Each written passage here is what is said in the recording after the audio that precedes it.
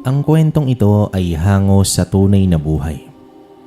Nangyari ito taong 1971 sa lugar ng Albay. Si Lucio ay ipinanganak sa ganap na 12:00 ng tanghali. Ang mga magulang niya ay mayayaman at kilalang angkan sa bayan nila. Sa isang marangyang silid ng kanilang malaking mansyon, habang bumabagtas ang araw sa tuktok ng langit, ay isinilang itong si Lucio. Isang sanggol na may makinis na balat, tila ginto ang kulay ng buhok, at may matang malamlam, subalit malalim ang titig. Ang doktor pa mismo, isang batikang manggagamot mula pa sa bayan, ang tumungo sa kanilang bahay upang tulungan si Marta sa panganganak nito. Isang katiyakan na walang kapalit ang buhay ng sanggol at ng ina. Sa paglabas ni Lucio mula naman sa sinapupunan ay biglang bumagsak ang ulan. Ngunit ang langit ay maliwanag. Ang araw ay nandoon pa rin sa tuktok ng langit, mainit at nakakasilaw. Isang kakaibang tagpo, kasabay ng unang iyak ng sanggol, ay isang malakas na kulog ang umalingaw-ngaw. Sumunod ang kidlat na para bang bumati sa kalangitan. Dito napatingin ang ama ni Lucio, na itago na lang natin sa pangalang Samuel, sa malaking bintana ng kwarto, at doon niya nakita ang isang nilalang na kulay ginto. May wangis ito ng kabayo, ngunit may anyo ito ng tao. Tila isang nilalang na hindi nabibilang sa mundong ito. Sa isang iglap lamang, ang lahat tila dumaan lamang sa kanyang paningin. Ngunit malinaw at hindi niya malilimutan. Tumigil ang ulan, kasing bilis ng pagdating nito. Muli ay tumahimik ang paligid. Ngunit itong si Samuel ay hindi matahimik. Marta, may nakita akong nilalang. Bulong niya sa kanyang asawa. Subalit si Marta ay inaantok pa, pagod at masaya sa kanyang sanggol. Hindi niya ito gaanong iniintindi. Ngunit itong si Samuel ay hindi mapakali. Iyon ay hindi bunga ng pagod o guni-guni. May kakaibang init na bumalot sa kanyang katawan. Mula sa kanyang pagkakita sa nilalang na iyon, lumipas ang maraming taon. Si Lucio ay lumaki na may kakaibang pagkatao. Mahinhin itong magsalita, ngunit may lakas ang kanyang presensya. Kapag siya ay tumatawa, tila humihimig ang hangin. Kapag naman siya ay nalulungkot, ang langit ay biglang dumidilim.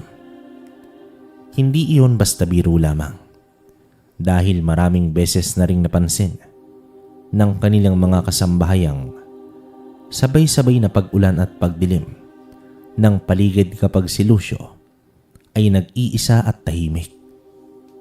May isang pagkakataon pa na nasaksihan ng kanyang kasambahay na tila may apoy na dumaan sa kanyang mata noong siya'y napagalitan.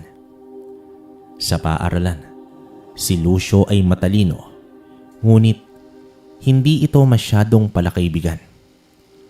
May ilang mga bata na natatakot sa kanya, ngunit hindi nila may paliwanag kung bakit.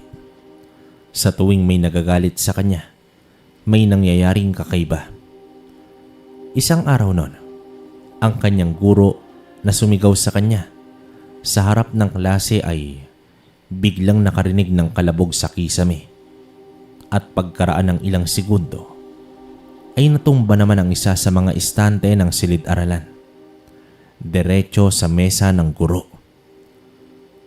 Wala ni isa mang nasaktan, ngunit natulala ang lahat, lalo na't nakita nilang si Lucio ay nakatitig lamang sa guro nito.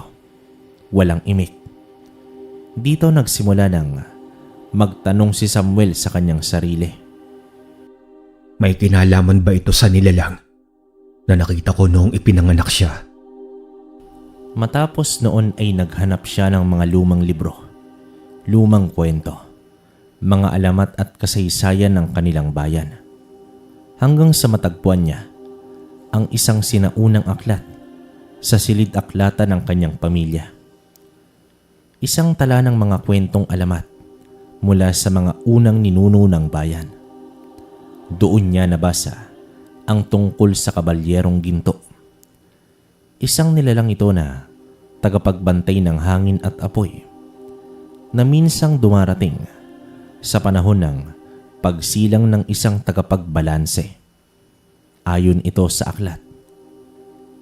Minsan sa bawat 3 siglo, may isinisilang na sanggol na may dalang kapangyarihan ng 2 mundo. Ang mundo ng tao at ang mundo ng hindi makita. Ang kanyang layunin ay panatilihin ang balanse sa pagitan ng liwanag at dilim, init at lamig, galit at kapayapaan. At sa kanyang pagsilang ay palaging may tandang kasama. Ulan sa gitna ng sikat ng araw, kulog na walang ulap, at isang sulyap sa nilalang na mula sa kabilang mundo. Muli namang binalikan ni Samuel ang kanyang alaala, ang kabayong ginto, ang kulog, ang ulan, si Lucio. Hindi niya alam kung papaano sasabihin ito kay Marta o kung dapat ba niyang sabihin, ngunit nararamdaman niya na hindi siya maaaring manahimik lamang. Hindi pwedeng walang naghahanda. Hindi pwedeng si Lucio ay lalaki sa mundong ito na walang alam sa kanyang tunay na pagkatao. Habang si Samuel ay nagpaplano, si Lucio naman ay nagsimulang makakita ng mga kakaibang anino sa kanyang panaginip. Isang babae na may pakpak, isang matandang lalaki na may mata ng leon, at isang batang umiiyak sa gitna ng apoy. Hindi niya naman ito sinasabi kanino man dahil takot siyang pagtawanan. Ngunit nararamdaman niya may paparating at bahagi siya nito. Isang gabi noon, habang ito'y natutulog, biglang bumukas ang bintana ng kanyang kwarto. Isang malamig na hangin ang pumasok. Tumayo ito at sumilip. At doon sa ilalim ng ilaw ng buwan, nakita niya ang isang kabayong ginto. Tulad ng ikwinento ng kanyang ama. Ngunit ngayon ay totoo na nasa kanyang harapan. Mula naman sa dilim, lumapit ang nilalang na yon. Lucio, oras na. Sambit naman dito ng gintong kabayo. Noong gabing yon, napabalikwas si Lucio sa kanyang kama. Pawis na pawis at tila hingal na hingal. Tumitig siya sa may kisame habang pinipilit alalahanin ang bawat detalye ng kanyang panaginip. Ang gintong nilalang, ang malamig na ihip ng hangin, ang tinig na tumawag sa kanyang pangalan. Ngunit paglingon niya sa bintana, sarado ito. Tahimik ang gabi. Tila walang kakaiba. Panaginip lang pala. Ngunit simula noon, gabi-gabi na itong nananaginip. Sa kanyang panaginip ay iba't ibang lugar ang kanyang nararating. Isang gubat na laging basa ng hamog, isang tore sa gitna ng ulap, at minsan, isang karagatan na tila salamin. Ngunit, ang lahat ng ito ay may iisang elemento. Laging nandoon ang gintong nilalang. Minsan ay nakatanaw lamang. Minsan ay naglalakad. Minsan ay nagmamasid mula naman sa malayo. Tila binabantayan siya nito at sa bawat panaginip, unti-unti niyang nararamdaman na ang mundong iyon ay hindi basta ilusyon lamang, kundi isang paanyaya. Hanggang sa dumating ang kanyang ika-16 na kaarawan, gabi noon, tahimik sa kanilang mansyon.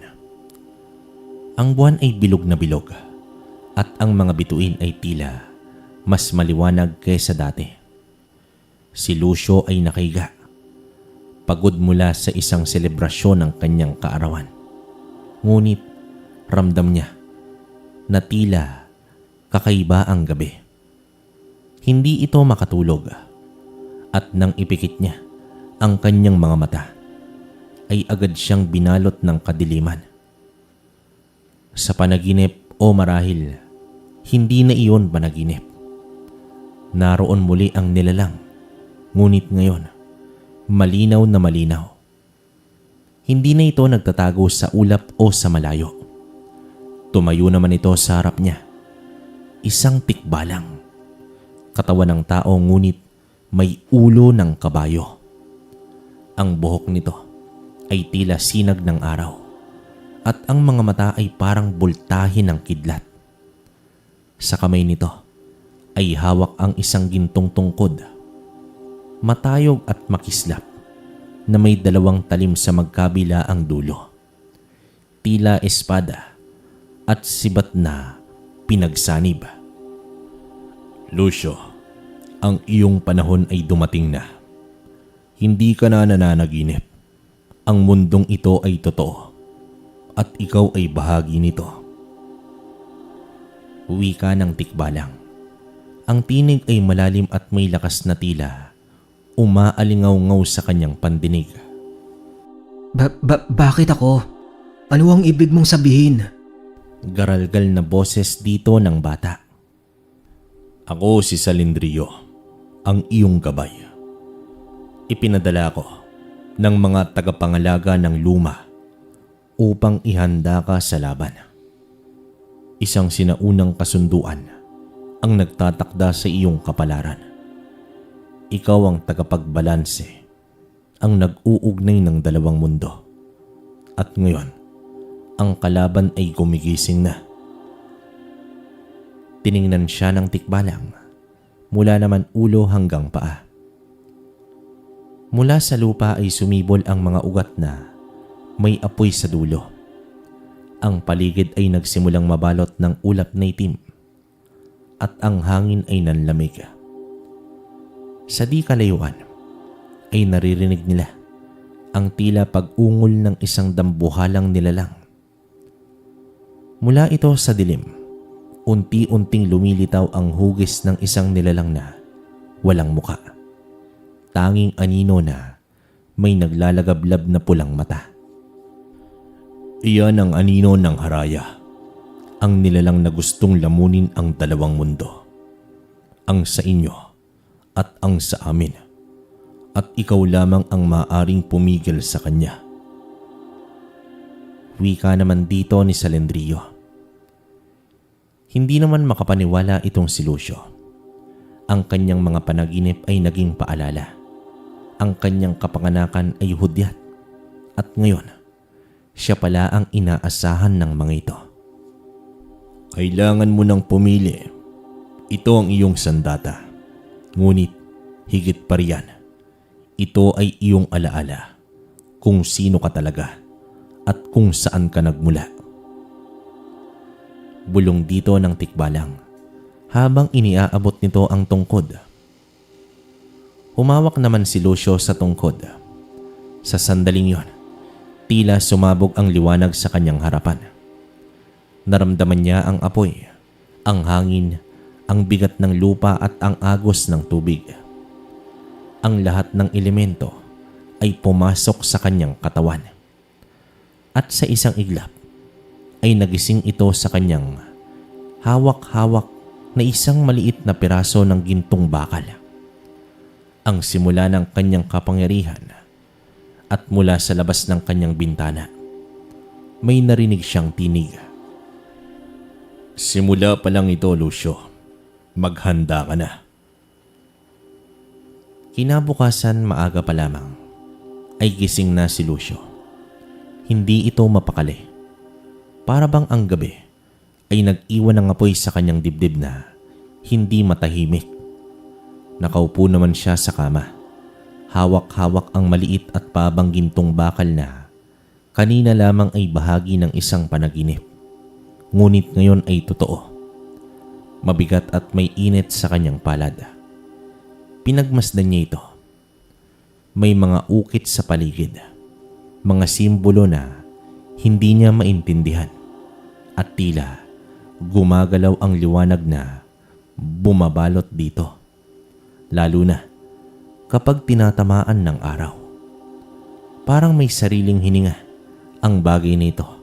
Ngunit higit pa sa lahat, gumugulo sa kanyang isipan ang mga sinabi sa kanya ng tikbalang. Ang kanyang papel bilang tagapagbalanse, ang banta ng haraya, at ang tungkulin niyang harapin ito. Hindi na ito nakatiis pa. Kailangan niyang makipag-usap. Kailangan niyang malaman kung totoo ba ang lahat ng ito at ang tanging taong maaaring makatulong ay ang kanyang ama. Dito bumaba si Lucio mula sa kanyang kwarto at tinungo ang salas. Papalabas na noon si Samuel.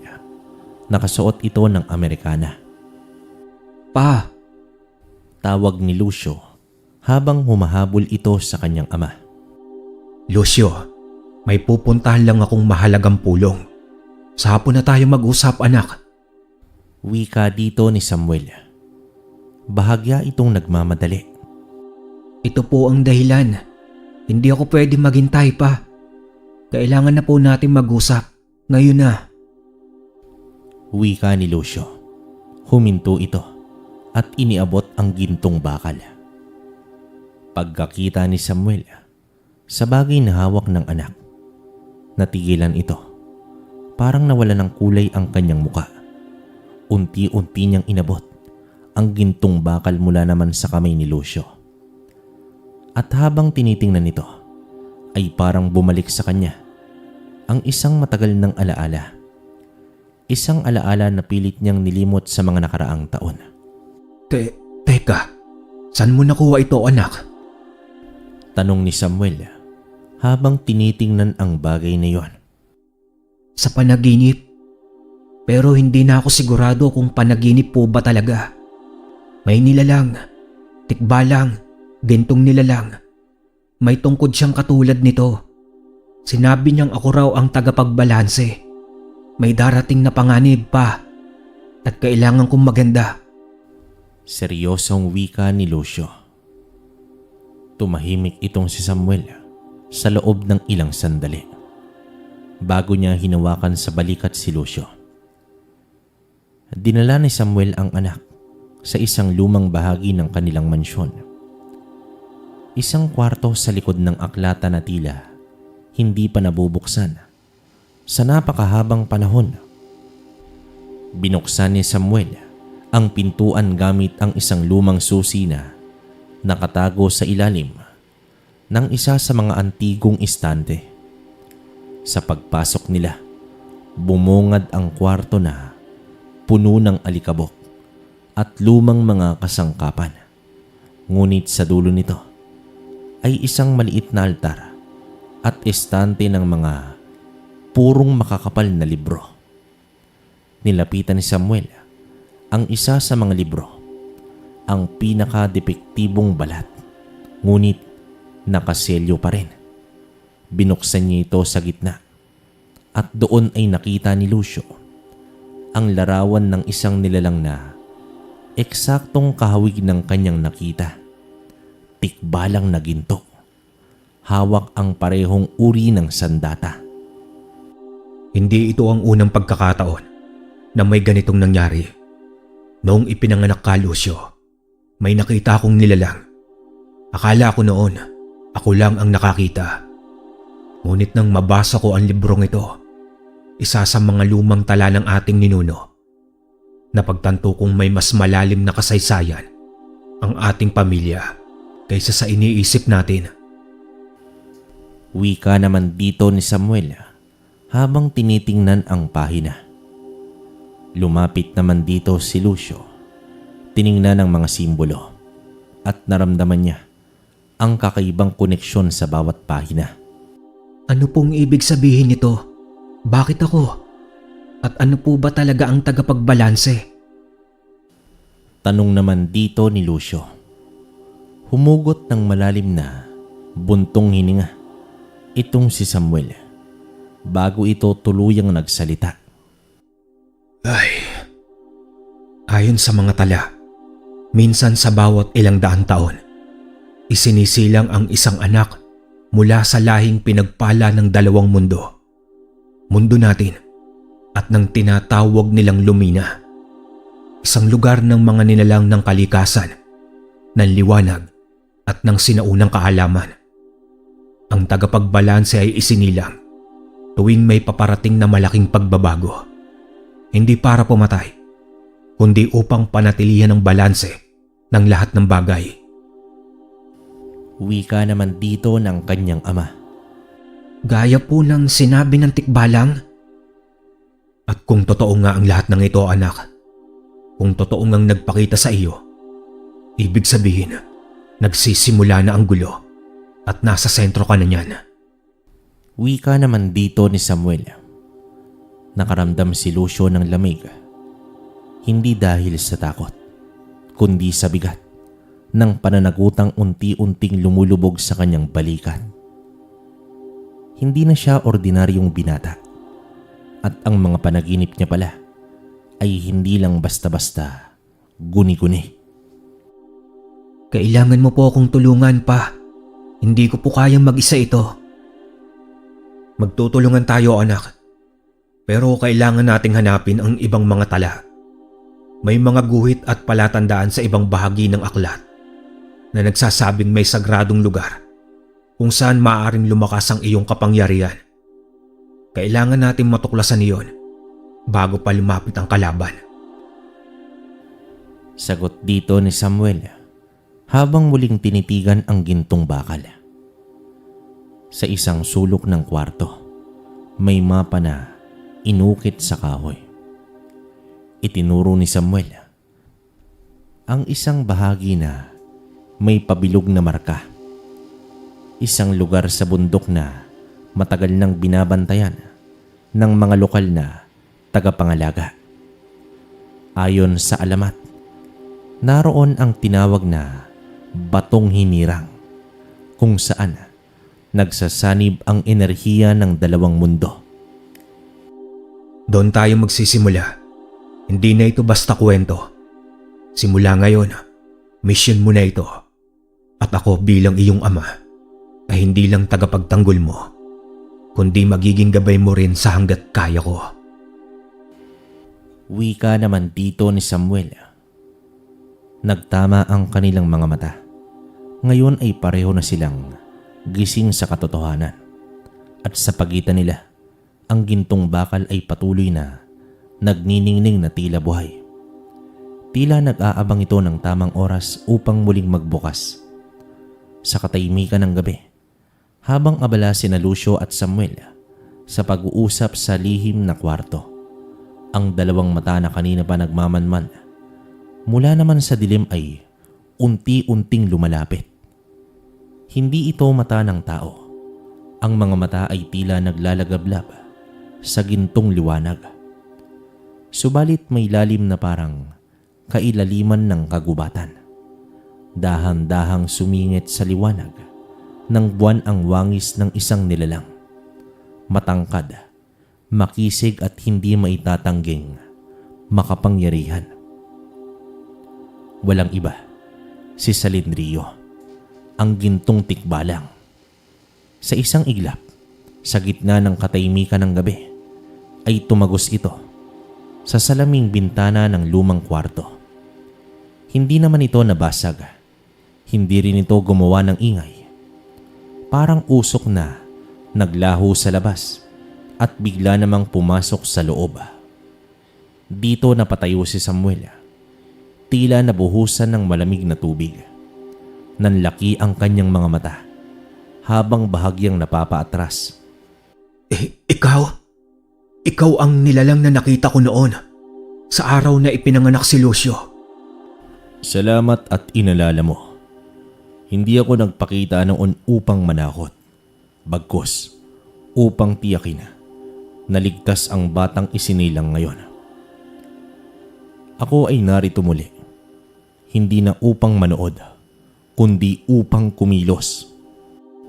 Wika ni Salendrio. Sinabi ni Papa na kailangang hanapin ang batong hinirang. Doon daw ako magsisimula. Lumapit si Lucio. Hawak pa rin ang gintong bakal sa kanyang kamay. Tama ka, ngunit mali na rin sa parehong panahon. Tumango naman si Salendrio, ngunit may bahid ng lungkot ang kanyang mga mata. Anong ibig mong sabihin? Dito napakunot ang noo ni Lucio. Ang batong hinirang ay matagal nang nawala matapos ang huling digmaan sa pagitan ng liwanag at anino. Ang bato ay winasak at itinago ang mga bahagi nito sa iba't ibang sulok ng dalawang mundo. Ngunit sa gitna ng pagkawala nito ay isinilang ang isang bagay na pumalit sa layunin nito. Isang mutya, isang sagradong bagay na nagtataglay ng kapangyarihang kayang gisingin ang tagapagbalanse. Ang mutya ng kwago. Wika pa ni Salendrio habang iniikot ang tingin sa buong kwarto. Mutya ng kwago. Anong koneksyon nito kay Lucio? Tanong dito ni Samuel na natiling alerto, ngunit halatang nabighani sa kanyang narinig. Ang mutya ay isang piraso ng sinaunang liwanag. Iniwan ito ng mga tagapangalaga ng paningin. Ang mga nilalang na may anyo ng kwago na siyang bantay ng karunungan at tadhana. Tanging ang tagapagbalanse ang makakagamit ng kapangyarihan nito. Ngunit hindi basta-basta. Kailangan muna itong matagpuan. At higit pa riyan, kailangan siya ay tanggapin ng mutya. Paliwanag dito ni Salendrio. Nagpalitan ng tingin sina Samuel at Lucio. Ramdam nilang hindi ito basta pangkaraniwang misyon. Saan po matatagpuan ang mutya? Tanong dito ni Lucio. Tanging ang mga bantay kwago ang nakakaalam kung saan ito itinago at sila'y bihirang magpakita sa tao. Ngunit may isang matandang tagapagbantay sa paanan ng bundok sa silangang bahagi ng kagubatan. Ang kanyang pangalan ay Mang Ino. Siya ang huling nakadaupang palad ng mga bantay kwago. Siya ang susi, Lucio. Sagot dito ni Salendrio. Mapanganib ang kagubatan ngayon. Maraming hindi na nakakabalik kapag pumasok. Tama ka, Samuel. Lalo na ngayon, nagising ang mga aninong noon ay tahimik lamang. Lalo't na amoy na nila ang presensya ni Lucio. Ang haraya ay nagpadala na ng mga mata. Mga aninong nilalang na susubukang pigilan ang anumang hakbang patungo sa pagbalik ng balanse. Dagdag pa dito ni Salendrio. Hindi ko sila hayaang mauna. Kung ito ang kailangan kong gawin, pupuntahan ko si Mang Ino. Matutuklasan ko ang mutya. Humigpit naman ang hawak ni Lucio sa gintong bakal. Hindi ka nag-iisa, Lucio. Ako ang iyong gabay. Ngunit ang lakas ay manggagaling sa loob mo. Simula ngayon, ang bawat hakbang mo ay magiging bahagi ng isang mas malaking tadhana. Lumapit si Salendrio sa kanya at ipinatong ang isang kamay sa balikat ng binata. Sasamahan kita, anak. Hindi ko alam kung hanggang saan ang kaya kong gawin. Pero bilang ama mo, hindi ko hayaang mag-isa kang humarap sa mga panganib na ito. Humugot ng malalim na hininga itong si Samuel. Ngumiti si Lucio sa kanyang ama. Kahit may kaba sa kanyang dibdib, alam niyang mahaba pa ang tatahakin nila. Ngunit sa unang pagkakataon, hindi na siya mag-isa. Kasama niya ang ama niyang handang lumaban at ang isang nilalang na mula naman sa sinaunang panahon. Muling bumaling si Salendrio sa bintana. Maghanda kayo. Bukas ng madaling araw ay maglalakbay tayo. Sa ilalim ng unang liwanag ng araw ay masusundan natin ang landas patungo sa bundok. Ito ang 3 selyo ng proteksyon. Gamitin ninyo ito upang hindi makalapit ang mga mata ng dilim habang natutulog kayo. Sa ganitong paraan, makapaghahanda tayo ng payapa. Ngunit tandaan, ito ay pansamantala lamang. Hinugot ng tikbalang ang kanyang gintong tungkod. Isinayaw ito sa hangin at mula naman sa kapaligiran ay lumitaw ang 3 bilog na apoy na lumulutang sa ere, bughaw, luntian at dilaw. Tumango naman sina Lucio at Samuel. Naramdaman nila ang bigat ng darating na paglalakbay. Hindi na ito simpleng paghahanap. Ito ay isang pakikipagsapalaran upang bunuin ang sarili, alamin ang katotohanan at labanan ang mga isang panganib na kay tagal nang nagkukubli sa dilim. Habang naglalaho sa liwanag, si Salendrio upang muling magbantay sa dilim. Napatingin si Lucio sa langit. Mula naman sa bintana. Mutya ng kwago, hahanapin kita. At sa oras na matagpuan kita, sisimulan ko ang pagbabalik ng balanse. Mahinang sambit dito ni Lucio. Madaling araw pa lang ay naghanda na sila Lucio, Samuel at Salendrio. Tahimik ang mansyon, pero sa puso ng bawat isa ay naroroon ang pag-aalab ng pag-asa at pangamba. Habang binabaybay nila ang daan patungong silangan, palalim ng palalim ang kanilang pagpasok sa may kagubatan. Lunti ang mga dahon ang sumalubong sa kanilang bawat hakbang. Ngunit sa ilalim ng kagandahan ng kalikasan ay naroroon ang bigat ng hindi inaasahang mga pangyayari. Ilang oras silang naglakad sa paanan ng bundok hanggang sa makarating sila sa isang masukal na bahagi ng gubat. May lubang kubo roon, natatakpan ng mga gumagapang na halaman at puno. Isang sagradong lugar na tila bagay nakaligtas sa paglipas ng panahon. Naroon daw si Mang Ino, ang huling nakadaupang palad ng mga bantay kwago. Ngunit nang buksan nila ang pintuan, isang tanawin ang bumungad sa kanila na hindi nila inaasahan. Nakahandusay sa lupa si Mang Ino. Malamig na ang katawan. Wala ng buhay. Dito napaluhod si Lucio. Lumapit sa matanda at tiningnan kung may natitira pang hininga. Ngunit wala na. Huli na po tayo. Mahina niyang wika habang kumikirot ang dibdib sa lungkot at labis na pagkabigo. Lumapit naman si Salendrio at sa isang iglap lamang ay alam niya na ang dahilan.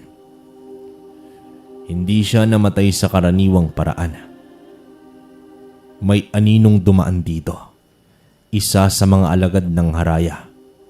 Pinatahimik siya dahil alam nila na siya ang tulay natin sa mutya ng kwago. Wika dito ng tikbalang. Natahimik naman si Samuel. Nakatingin siya sa paligid. Waring umaasang may paiwatig o palatandaan na magpapagaan ng bigat ng kanilang nalaman. Ngunit ang katahimikan ay tila isang paalala. Nagsimula na ang pakikidigma sa dilim. Ano na pong susunod nating hakbang? Tanong dito ni Lucio habang ibinataas ang gintong bakal at pinapahid ang luha sa pisngi. Pipilitin nating hanapin ang mutya kahit walang gabay. May paraan pa, ngunit hindi ito magiging madali. Ngunit bago tayo magpatuloy, may isa pa tayong kailangan gawin. Sagot naman dito ni Salendrio. Anong ibig mong sabihin? Tanong dito ni Samuel at bahagyang lumapit kay Lucio. Kailangan mong bumalik, Samuel. Hindi natin alam kung gaano katagal ang paglalakbay na ito. At higit sa lahat, kailangan nating ikubli ang pagkawala ni Lucio. Hindi maaaring magtanong ang mga tao. Kailangan nilang isipin na siya ay nasa ligtas na lugar. Ikaw lamang ang makakagawa nito. Mariing sagot dito ng tikbalang. Ayokong iwan ang anak ko. Hindi ko siya hayaang mag-isa sa gitna ng panganib. Mariing tugon dito ni Samuel. Hindi siya nag-iisa. Ako ang kanyang gabay. At higit sa lahat, siya na ang tagapagbalanse. Hindi siya mahina. Kailangan niyang pagdaanan nito upang tunay na magising ang kanyang lakas. Ngunit ikaw, Samuel, may papel ka pa rin kailangan gampanan. Ikaw ang magpapatahimik sa mundong iiwan ni Lucio. Ikaw ang magbabantay sa kanyang pinanggalingan. Wika naman dito ni Salendrio. Sandaling katahimikan ang bumalot. Tiningnan ni Samuel ang kanyang anak, si Lucio, na ngayon ay malayo na sa binatilyong kilala niya. Sa kabila ng takot ay nandoon ang tapang. Sa kanyang mga mata, may liwanag ng layunin. Pa, kailangan ko pong gawin ito. Hindi ko alam kung anong mangyayari sa atin. Pero naniniwala ako na ito ang tamang landas. Mahina ngunit matatag ang tinig ni Lucio. Hindi kita pababayaan, anak. Kahit gaano pa kalayo, magbantay ka, magpalakas ka, at kapag oras na, babalik ka sa atin ng buo. Lumapit naman itong si Samuel at niyakap ang anak. Mahigpit, puno ng pagmamahal at pangunawa. Matapos ang huling pagyakap, bumalik na si Samuel sa landas paalis ng bundok. Bawat hakbang niya ay may bigat, ngunit dala niya ang misyon na hindi niya pinangarap. Ang panatilihin ng katahimikan sa mundong iniwan ng kanyang anak. Habang lumalayo si Samuel, tumalikod naman si Salendrio kay Lucio. Nagsimula na ang tunay na paglalakbay. Ang gubat ay may itinatagong daan. Isang lihim na landas patungo sa pugad ng mga kwago. Ang huling sagradong lugar ng mga bantay kwago. Ngunit hindi ito maaabot ng karaniwang daan. Kailangan muna nating dumaan sa 3 pagsubok. Wika dito ng tikbalang. Anong klaseng pagsubok? Tanong dito ni Lucio. Mahigpit pa rin ang kapit sa kanyang sandata. Isang pagsubok ng kaisipan, isang pagsubok ng puso, at isang pagsubok ng liwanag. Bawat isa ay may tagapagbantay. At tanging ang makakatanggap ng pagtanggap ng mutya ang makakalagpas dito. Tugon dito ng tikbalang. Muling bumaling si Lucio sa katawan ni Mang Ino. Dahan-dahan niyang kinuha ang kwintas sa leeg ng matanda. May palawit ito na hugis kwago. Gagamitin ko ito bilang paalala. Hindi pa tapos ang laban. Tugon dito ni Lucio. Tama ka, Lucio. At dito magsisimula ang yugto ng paghahanap hindi lang ng mutya, kundi ng sarili mong liwanag. Tango naman dito ni Salendrio. Sa likod nila, unti-unting dumilim ang langit. Parang nagbabadya ang unos. Ngunit sa harap nila, may liwanag na hindi galing sa araw. Liwanag na nagmumula sa loob ni Lucio. Isang senyales ng gising na kapangyarihan at sa kanyang puso. Isang panata. Hindi siya babalik hanggat hindi muling nabubuo ang balanse. Muling naglakad sina Lucio at Salindrio sa ilalim ng makulimlim na langit. Ang katahimikan ng kagubatan ay nabalot ng kakaibang pakiramdam. Tila may matang nagmamanman sa bawat kilos nila. Bawat yabag ay sinusundan ng bulong ng hangin. Hanggang sa huminto si Salindrio sa harap ng isang matandang puno. Napakalaki. Nakayuko ang mga sanga na tila naghihintay ng paglapit. Narito na tayo. Ito ang pintuan ng daang 3 aninag. Ang landas ng 3 pagsubok mula rito. Kailangan mong mag-isa. Hindi ako maaaring pumasok. Wika naman dito ni Salindrio. Pero bakit Salindrio? Kunot noong tanong dito ni Lucio. Dahil ito ay paglalakbay ng iyong kalooban. Hindi ito laban ng katawan, kundi ng isipan, puso at liwanag sa loob mo. Tanging ang hinirang lamang ang maaaring pumasok sa landas nito. Tugon dito ni Salindrio. Sige, handa na ako. Huminga ng malalim si Lucio at tumango. Maya-maya pa, bumukas ang lupang kinatatayuan ng puno. Bumaba na si Lucio sa loob ng 100 yari sa puting bato at unti-unting lumabo ang paligid hanggang siya ay mapalibutan ng dilim.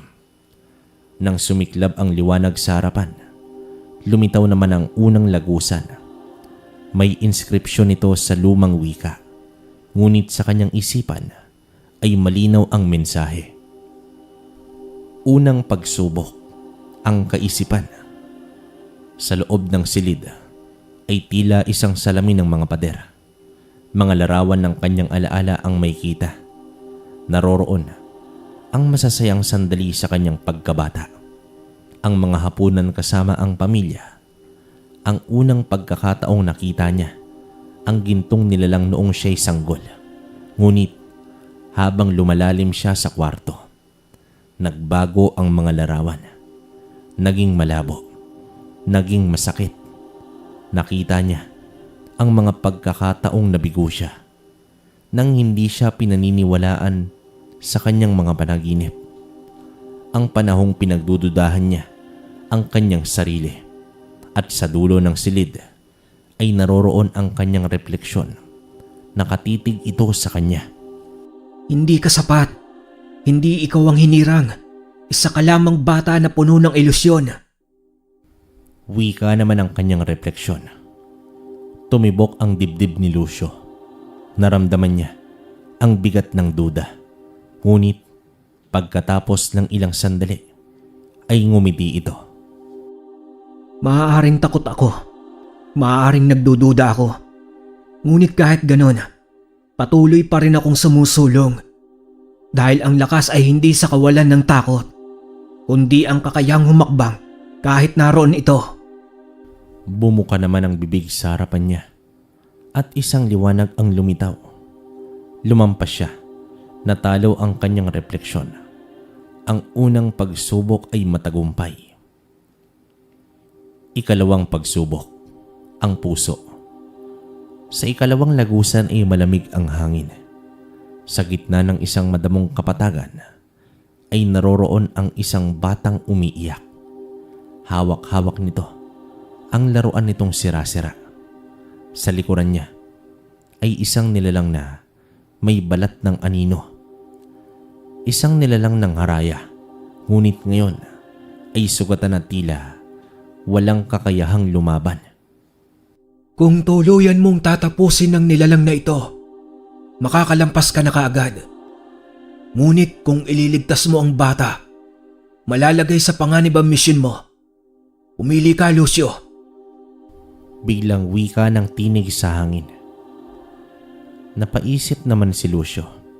Mabilis ang tibok ng kanyang puso. Isang buhay kapalit ng tagumpay. Nilapitan niya ang bata at hinila ito palayo sa nilalang na nasa harapan. Habang ginagawa niya ito, unti-unting tumayo ang nilalang at inakalang susugod. Ngunit imbes na umatake, ito'y yumuko at naglaho na parang usok. Muli, nagliwanag ang kapatagan. Ang laruan ng bata ay naging isang anting-anting na hugis puso. Iniabot ito sa kanya ng bata. Sabay ngumiti ito. Ang pusong may malasakit, kailanman ay hindi talo. Wika nito bago maglaho rin. Pumasok si Lucio sa ikatlong lagusan. Mas panatag ang kanyang loob. Ikatlong pagsubok, ang liwanag. Ang huling silid ay madilim. Wala ni anong ingay, ni anong liwanag. Para siyang nasa walang hangganang kawalan. Pakiramdam niya'y lumulutang siya. Ilang saglit pa, narinig niya ang isang boses. Tila boses ng kanyang ina. Lucio, anak, tulungan mo kami. Matapos noon, sumunod naman ang boses ang kanyang ama. Bumalik ka na, anak. Delikado riyan. Isa-isang sumunod ang boses ng mga hindi niya kilala. Sigaw ng takot, hinaing, panaghoy. Tila isang daang boses na gustong hilayin siya pabalik. Huwag mong ipagpatuloy, Lucio. Mas ligtas ang dilim. Dito ka na lang. Naramdaman niya ang lamig, ang bigat, ang panghihina. Ngunit naalala niya ang mga mata ni Salendrio, ang yakap ng kanyang ama, ang mga pangakong binitawan niya. Mula sa kanyang dibdib ay may sumiklab na init. Isang liwanag. Mula sa kanyang palad ay lumabas ang gintong bakal na hawak niya. Itinaas niya ito at dito sumigaw itong si Lucio. Ako si Lucio. Ako ang tagapagbalanse at hindi ako matitinag sa dilim. Bigla namang lumiwanag ang buong silid. Naglaho ang mga tinig at mula sa kisame ay bumaba ang isang hugis kwago na animoy gawa sa liwanag. Mula sa kanyang mga mata ay lumabas ang isang mutya, bilog, kristal at may umiikot na gintong sinag. Lumapit naman ito kay Lucio at kusay itong pumasok sa kanyang dibdib.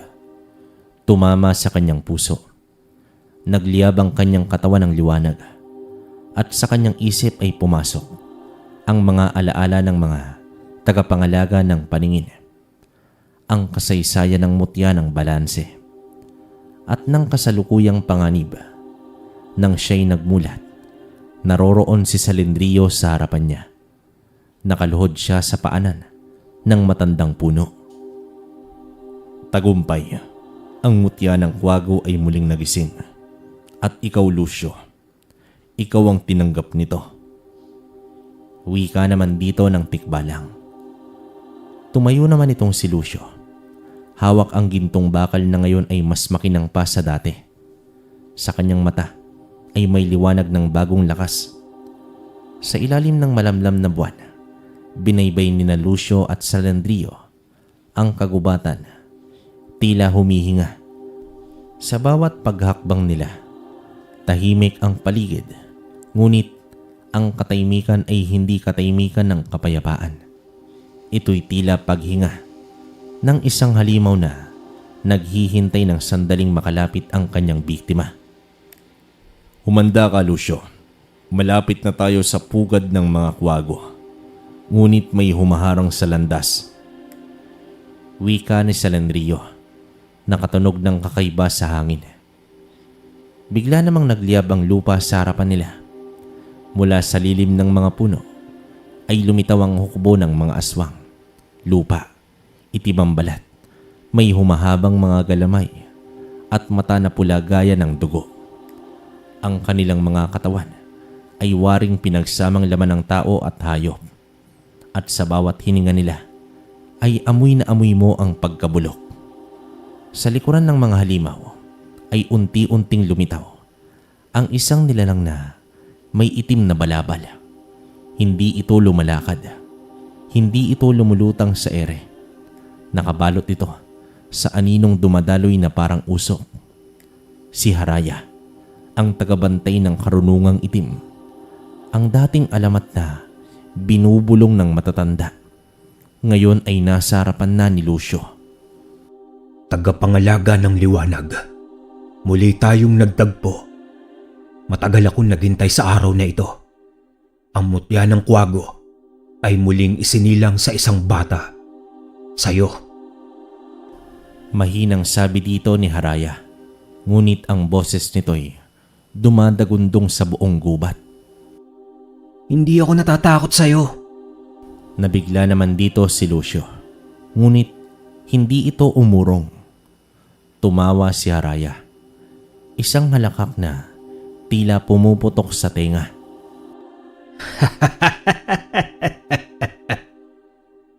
Hindi ako narito para takutin ka, kundi upang simulan ang pagbagsak ng liwanag. Daan-daan taon ako naghintay habang kumakain ng mga kaluluwang naligaw. Pinagyayaman ng aking lakas. At ngayon, panahon na upang buksan muli ang guhong lihim. Huwag kang matakot, Lucio. Ito ang unang pagsubok ng iyong bagong kapangyarihan. Sa pamamagitan ng mutya ng kwago, ilabas mo ang liwanag ng iyong kaluluwa. Sigaw dito ni Salindrio. Itinaas ni Lucio ang kanyang gintong bakal. Mula rito, lumabas ang ugis uwak ng sinag. Sumayaw ito sa ere at tumama sa isang halimaw. Nagliyab ito at sa isang iglap ay naging abo. Ngunit hindi lahat ng halimaw ay madaling tapatan. Tumalon ang iilan kay Lucio. Iniiwasan ng sinag at tinangkang lapain siya nito. Dito ay umiwas itong si Lucio. Ginamit ang liwanag upang lumikha ng panangga at sinalag ang bawat atake. Sa kanyang mga mata ay may apoy, hindi ng galit, kundi ng layunin. Pumili ka, tagapangalaga. Isang hakbang patungo sa akin at bibigyan kita ng kapangyarihang higit pa sa liwanag. Ang mundo ay hindi matuwid at ang kadiliman lamang ang may hustisya. Sigaw dito ni Haraya. Mula naman sa itaas. Ang hustisya mo ay may halong puot at paghihiganti. Hindi ko kailanman ipagpapalit ang liwanag para sa kapangyarihang may bahid ng kasamaan. Sigaw pa dito ni Lucio. Tumalon si Salindrio at sinagasa ang isang grupo ng halimaw. Ginamit ang kanyang gintong tungkod upang lumikha ng aninong pananggalang kay Lucio. Mag-ingat ka, Lucio. Huwag mong hayaang madungisan ang mutya. Tugon dito ni Salindrio. Ayaw mong makinig. Kukunin ko na lang ito mula sa'yo. Matapos masabi ni Haraya, nagliyab ito sa galit. Mula sa kanyang kamay ay lumabas ang isang itim na sibat ng enerhiya. Mabilis na lumipad patungo kay Lucio. Ngunit hindi siya umatras. Inilabas niya ang kapangyarihan ng mutya. Isang gintong bilog na parang araw ang bumalot sa kanyang katawan. At sa lubong nilang nagbanggaan ang dilim at liwanag. Bumigwas ang lakas, nayanig ang paligid. Nahulog ang ilan sa mga aswang. Nabulag naman sa matinding liwanag. Ngunit si Haraya, hindi ito natitinag. Natatawa pa ito sa nangyayari. Ito lamang ba ang lakas ng bagong tagapagbalanse? Kailangan ko lang patayin ka habang hilaw pa ang iyong kapangyarihan. Sambit naman dito ni Haraya. Muli siyang lumusob. Sa kanyang bawat galaw ay dumidilim ang paligid. Ang mga puno ay natutuyo. Ang lupa'y nawawala ang kulay. Si Lucio naman ay halos matumba na sa tindi ng enerhiya. Ngunit biglang pumasok sa kanyang isipan ang imahe ng kanyang ama, ng mga alaala ng kabutihan, ng sakripisyo, ng layuning taglay ng mutya. Hindi ako nag-iisa. Ako ay bunga ng liwanag ng lahat ng pusong naghahangad ng kabutihan. Bulong naman dito ni Lucio. Mula naman sa kanyang dibdib, sumiklab ang mutya. Umiikot ito at lumutang sa ere. Ang gintong bakal ay naging mahaba at parang espada ng liwanag. Pinutol nito ang dilim na nilikha ni Haraya. Isa-isang nanghina ang mga halimaw. Ang kanilang mga katawan ay nagbasag-basag na tila mga aninong nabasag sa liwanag. Isang matinding sigaw mula kay Haraya ang umalingaw-ngaw. Hindi pa ito ang wakas. Ang dilim ay may daang-daang mukha. Ako'y babalik.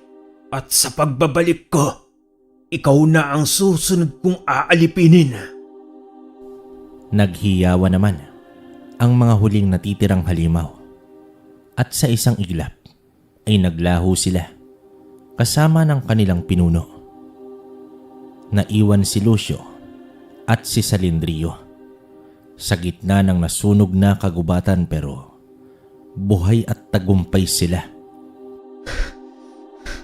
Tapos na ba? Hingal na tanong dito ni Lucio. Huwag kang umasa. Ang laban mo ay kakasimula pa lamang. Si Haraya ay sukatan, ngunit hindi patalo. Iyon ang kanyang pagsubok, ang patikim ng kanyang lakas. Ngunit nakita na rin niyang iyo, Lucio. Wika naman dito ni Salindrio. Tahimik namang tumango si Lucio. Hawak pa rin ito ang gintong sandata.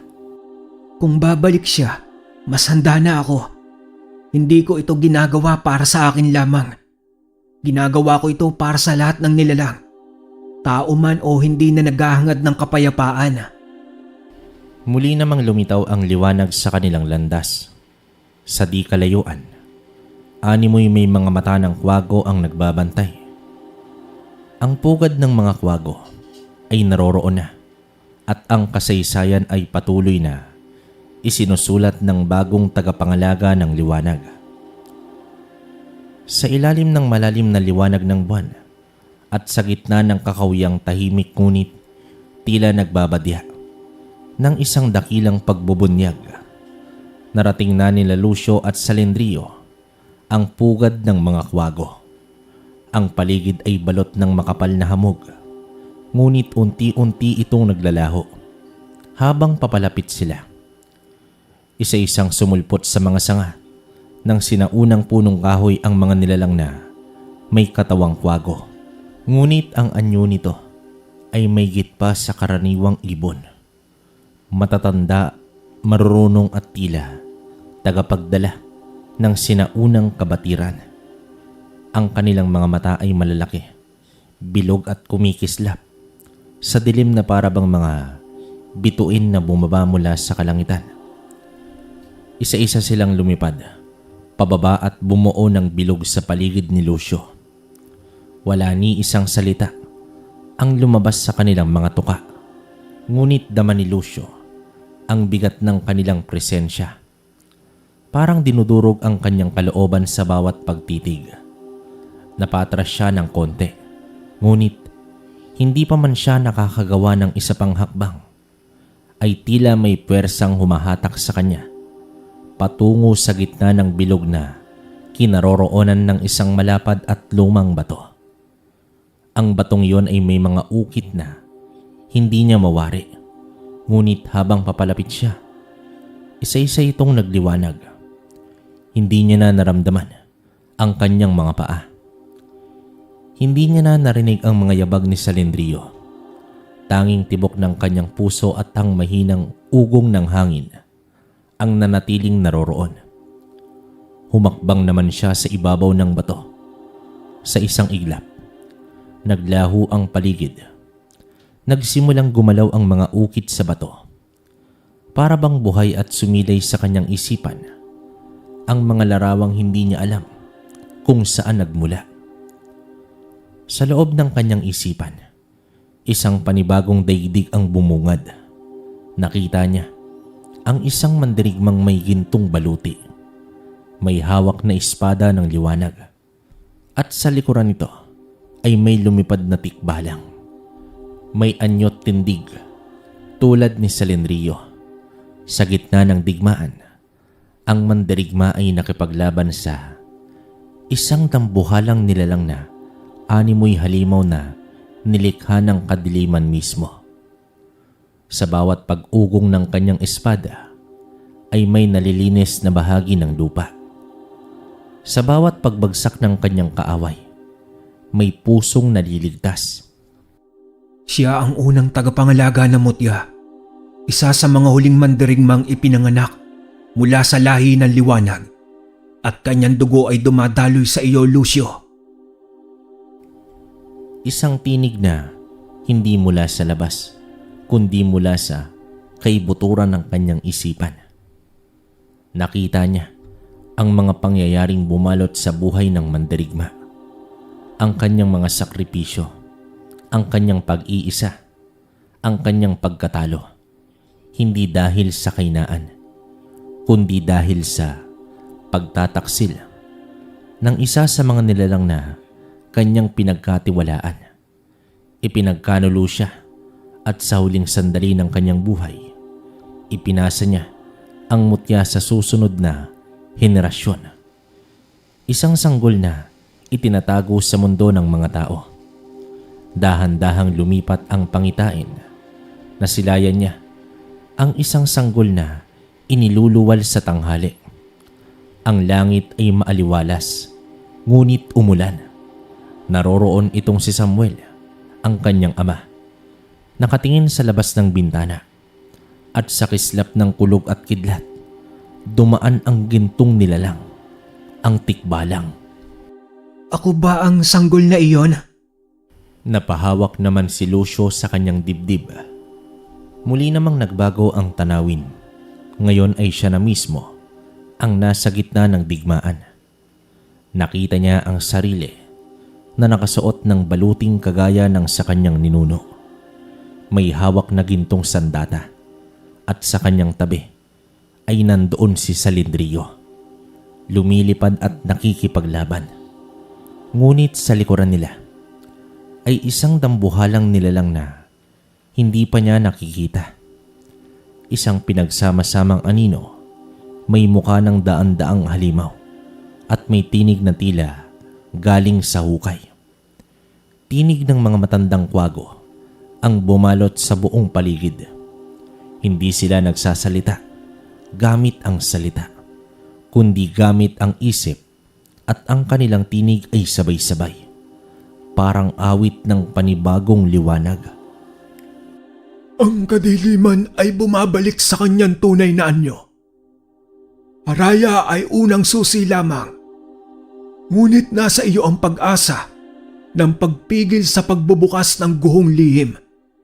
Dito sa pugad ng mga kwago, kami ginawang tagapagbantay ng mga alaala ng liwanag upang maipasa ito sa huling tagapagmana.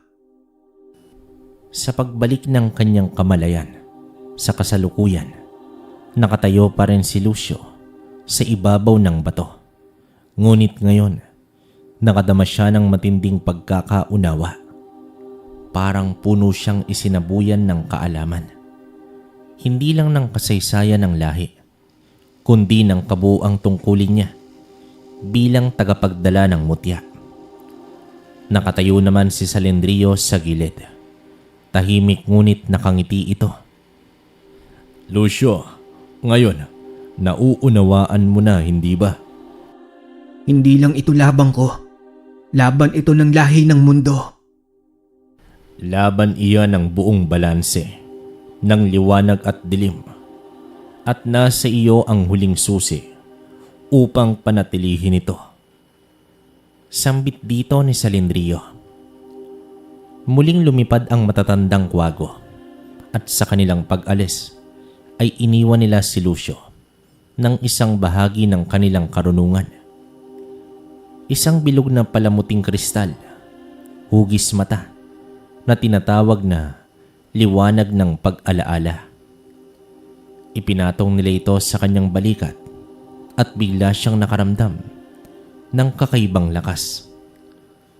Isang ugnayan sa mga daang-daang nilalang na bumuo sa mundo bago pa siya tuluyang isinilang. Tahimik naman siyang lumakad pababa sa bato. Ano, Lucio? Handa ka na ba?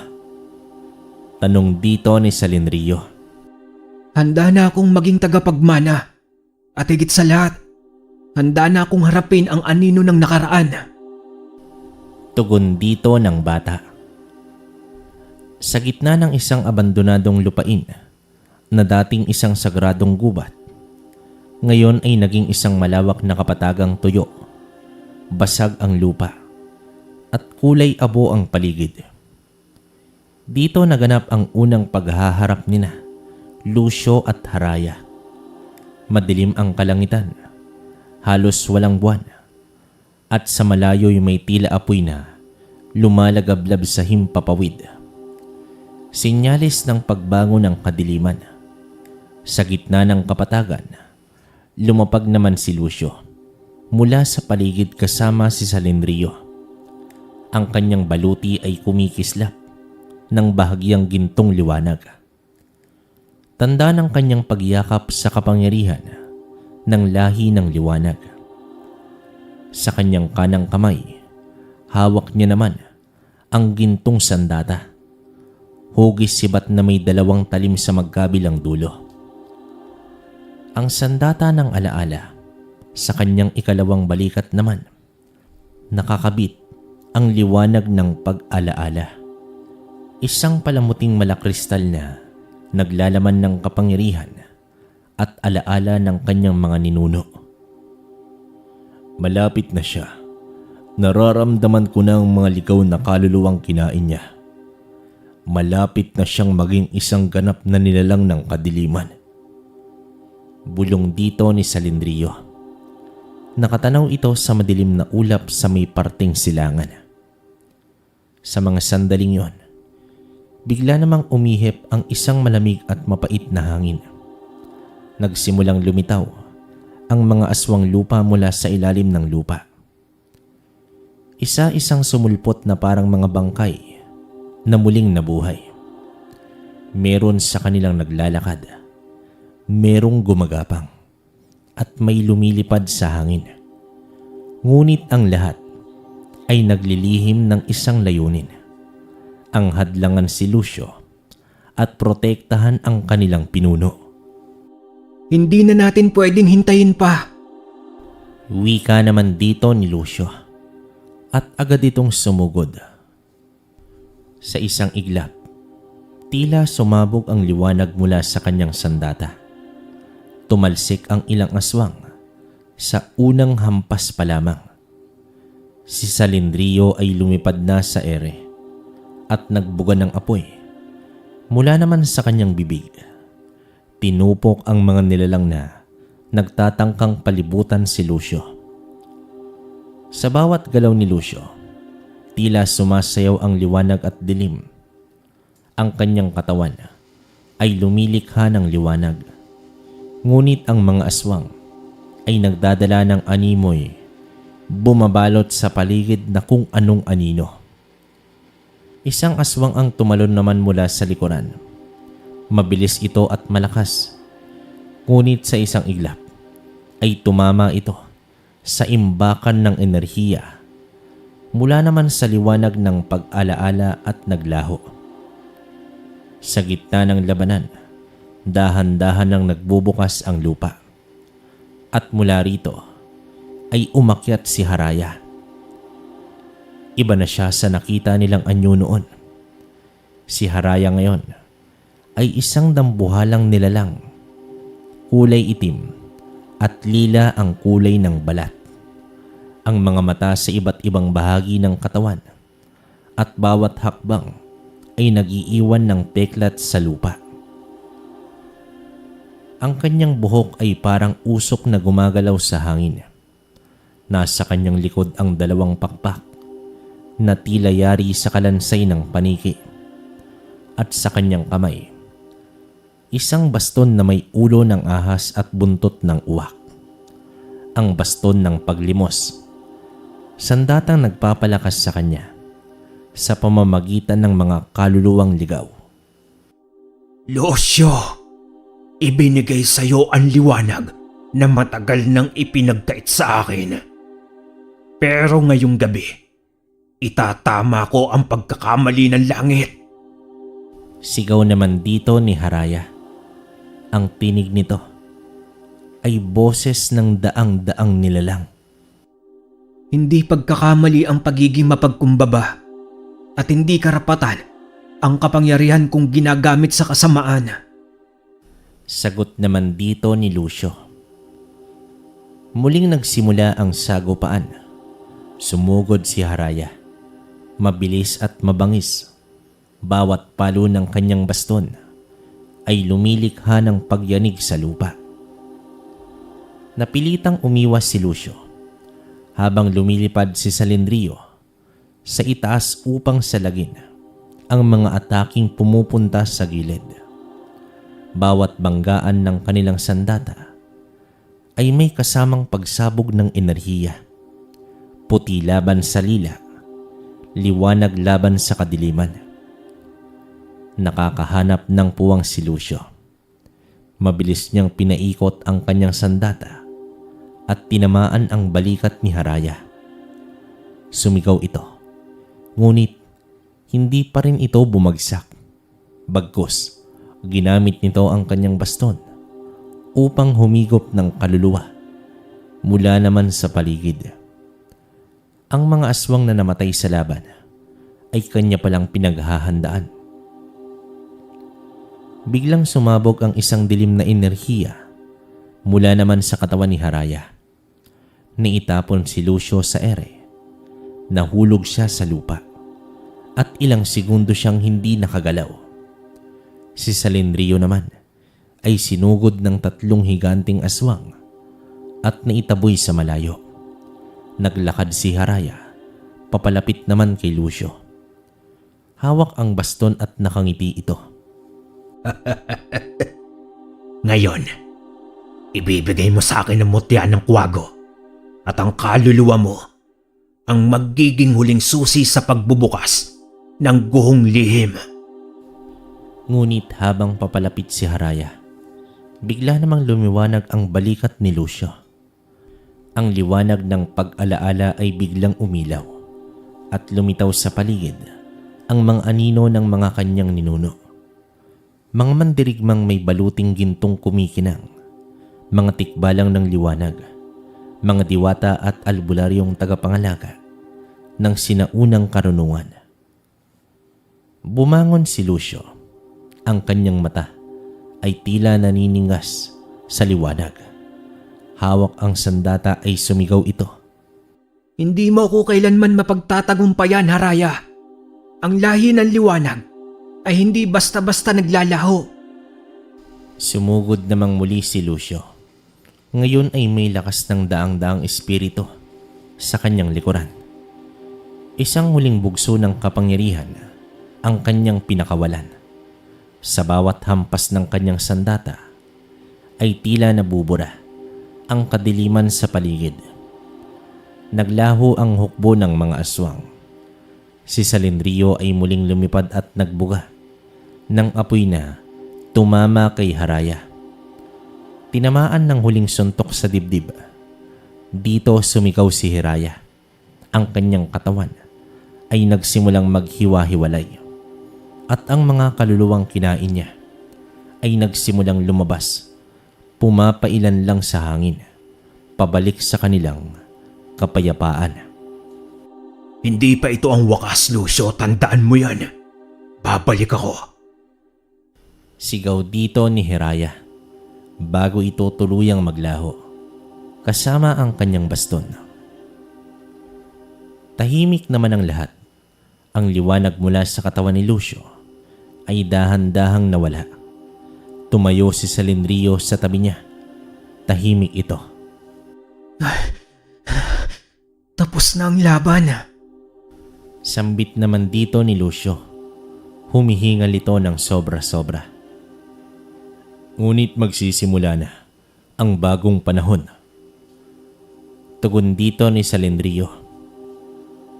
Sa pagsikat ng araw, ang kapatagang tuyot ay nagsimulang sumibol ang mga damo.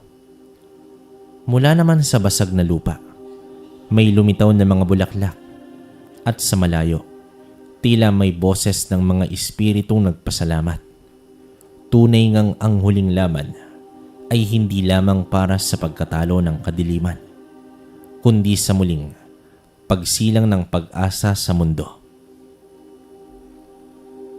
Matapos ang mahaba at mapanganib na paglalakbay, muling nasilayan ni Lucio ang kanyang bayan.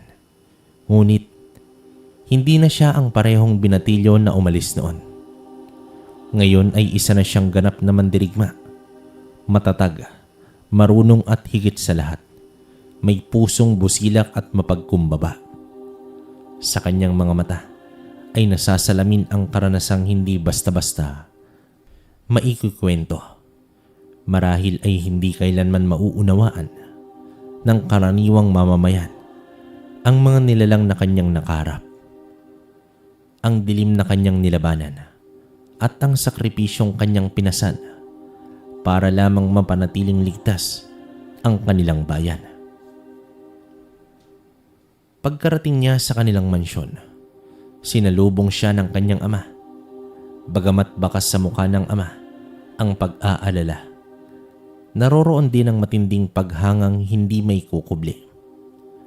Hindi man ito ang pangarap niya para kay Lucio. Hindi negosyo, hindi pamumuno sa kumpanya, kundi ang landas ng pakikidigma sa mga nilalang ng dilim. Tinanggap niya ng buong puso ang naging kapalaran ng kanyang anak, sapagkat si Lucio ay hindi basta-basta binatilyo. Siya ay tagapagmana ng sinaunang lahi, sugo ng liwanag, at tagapagtanggol ng kabutihan. Sa mga sumunod na buwan, tahimik na namuhay itong si Lucio. Hindi niya pinangarap ang karangalan o ang papuri ng madla. Lumayo siya sa pamamalakad ng negosyo ng kanyang pamilya. Iniwan ang posisyon sa kumpanyang matagal nang itinatag ng kanilang angkan. Bagkus, inialay niya ang kanyang sarili sa isang tungkulin, ang patuloy na pagbabantay sa bayan laban sa mga nilalang na nais muling pasukin ang daigdig ng tao. Ngunit hindi ito nalalaman ng madla. Ang pagkakakilanlan ni Lucio ay nanatiling lihim. Sa bawat pag-atake ng dilim, sa bawat ulat ng kakaibang nilalang sa gilid ng kagubatan o sa liblib na bahagi ng bayan, isang dambuhalang kwago ang nakikita ng mga mamamayan. Malaki, matikas at may mga matang tila nagliliyab sa liwanag. Tinawag nila itong kuwagong bantay. Maraming haka-haka ang lumaganap. Ang kwago raw ay isang nilalang na isinugo ng mga diwata upang protektahan ang bayan. Ang iba na may naniniwalang isa itong espiritu ng isang sinaunang mandirigma. Ngunit walang sino man ang nakakaalam ng tunay na katotohanan na sa likod ng dambuhalang kwago ay si Lucio, tagapagdala ng mutya ng kwago at tagapagmana ng liwanag. Sa bawat laban ay mas lalong tumitibay si Lucio. Alam niyang hindi pa tapos ang lahat. May mga nilalang pa ring nagtatago sa dilim. Mga kaluluwang ligaw na naghihintay ng pagkakataong sumalakay. At bagamat nawala na si Araya, may mga bulong mula sa kabilang dako ng mundo na nagsasabing may paparating pang mas matindi, mas mapanganib, mas tuso. Ngunit hindi na siya natatakot. Kapag gabi at tahimik ang paligid, umaakyat si Lucio sa pinakamataas na punong kahoy sa gilid ng kanilang lupain. Tinatanaw niya ang buong bayan. Sa kanyang balikat ay ang mutya ng kwago. Kumikislap tuwing may pagbabanta. Nakasuot siya ng itim na balabal. Sa kanyang likod ay ang sandata ng alaala. Pinagsama-samang kapangyarihan ng kanyang mga ninuno. Sa paningin ng mga tao, siya ang aninong lumilipad tuwing may naglalahong alingawngaw sa kagubatan. Siya ang dahilan kung bakit tahimik ang gabi. Kung bakit walang lumalapit sa kanilang bayan mula sa dilim. Ngunit sa kabila ng lahat ng ito, si Lucio ay nananatiling tahimik, nakatago at mapagkumbaba. May mga batang nagtatanong kung sino ang kwagong bantay. May mga matanda ring nananalangin tuwing gabi. Nagpapasalamat sa misteryosong nilalang na inililigtas sila. At sa kabila ng lahat ng kwento, ng mga haka-haka at ng mga alamat, walang lumapit o nagtangkang tuklasin ang katotohanan. Marahil ay dahil na rin sa respeto o takot o paghangang sinamahan ng pananampalataya.